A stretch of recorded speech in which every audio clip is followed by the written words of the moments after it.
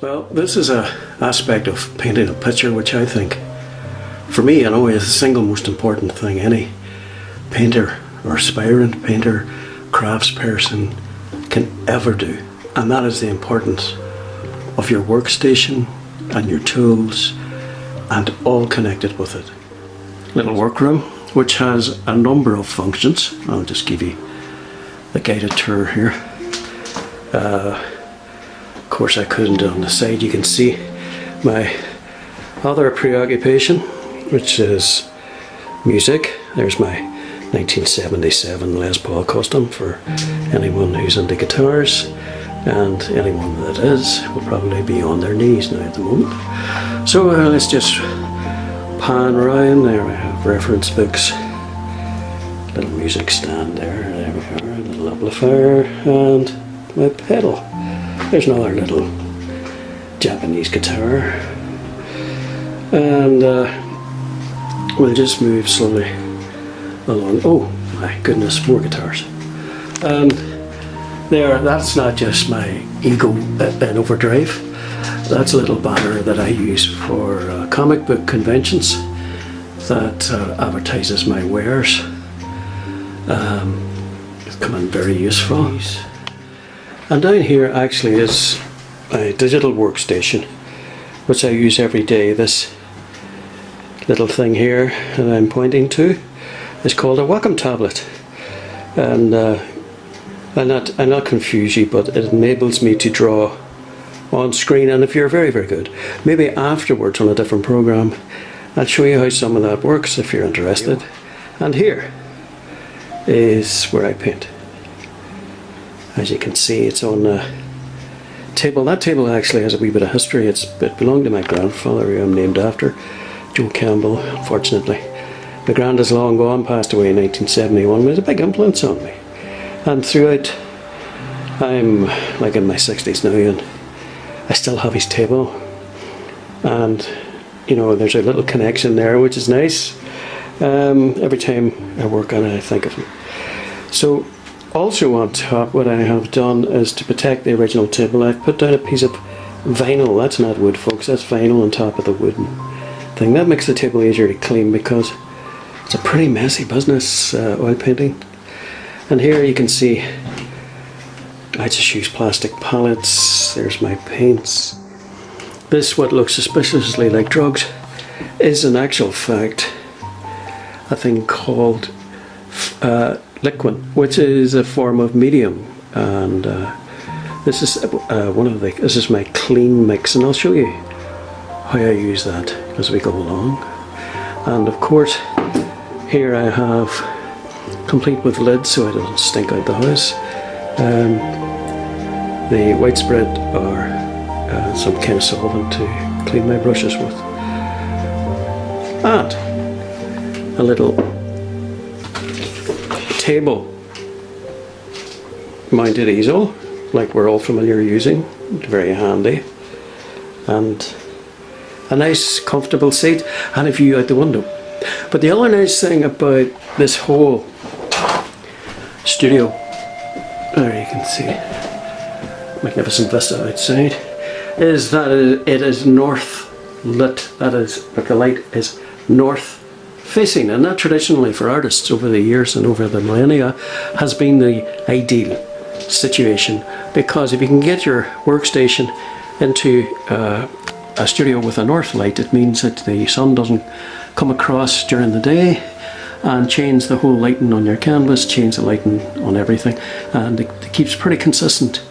Now, I'm filming this in June, which is great because the days last so long and you can get up early and paint for hours and hours on end.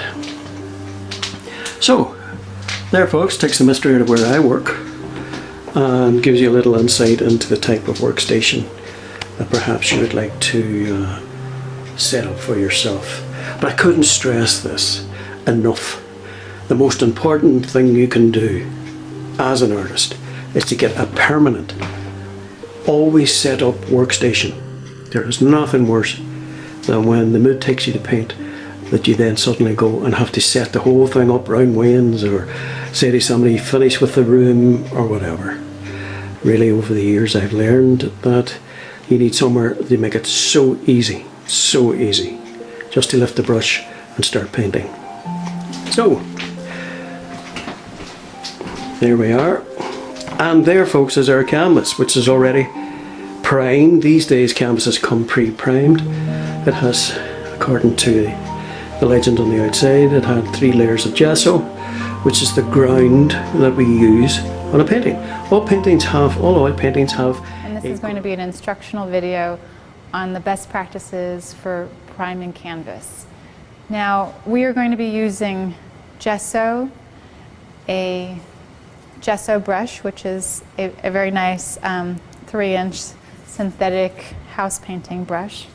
We'll need to use a mixing stick for the gesso, especially if you've just opened it. There's going to be a little bit of separation between some of the ingredients. This is an acrylic gesso, and it's made up of acrylic polymer, which is a plastic, the base root of acrylic paint. And it has a little bit of calcium carbonate, which is the traditional gesso material, as well as latex and titanium white for the pigment. And the latex, along with some other ingredients, keep the surface flexible so that it's not brittle, doesn't yellow or crack, and doesn't flake off the surface. So the reason why you want to prime your canvas is basically you want to create a surface that receives paint well.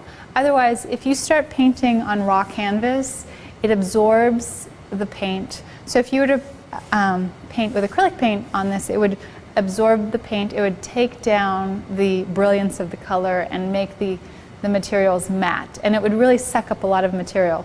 And so the white gesso helps keep the luminosity in the painting, and it also allows you to spread the material better. And that's a form of sizing, basically, the gesso application or priming on the surface.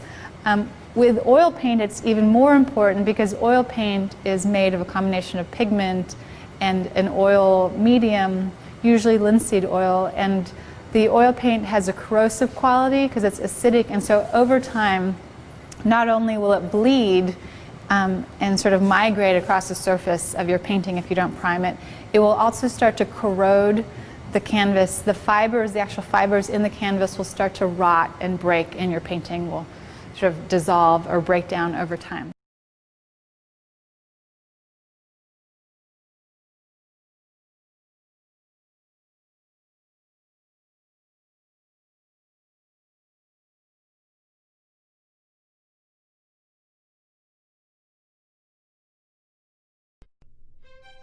Art, philosophy, democracy, and heroes. These are just a few achievements of the legendary civilization known as ancient Greece. Ancient Greece was born on the shores of the Aegean Sea about 4,000 years ago. In over a millennium, it expanded to lands as far west as Spain and as far east as India. Throughout this age of empire, the ancient Greeks made political, militaristic, and cultural achievements that resonated long after their empire fell.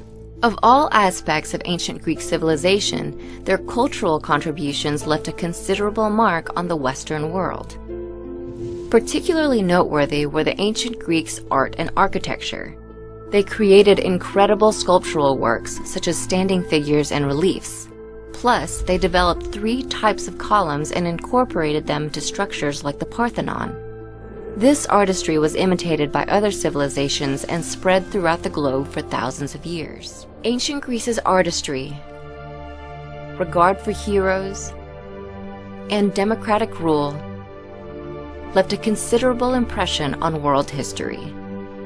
With contributions that lasted for millennia, the civilization of ancient Greece is nothing short of legendary.